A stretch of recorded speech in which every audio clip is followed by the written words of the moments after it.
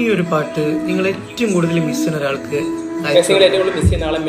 നമുക്ക് പങ്കിടാം കിനാവുകൾ കുറിച്ചു വച്ചതും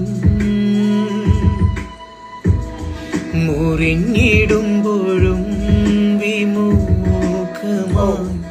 ഒളിച്ചു വച്ചതും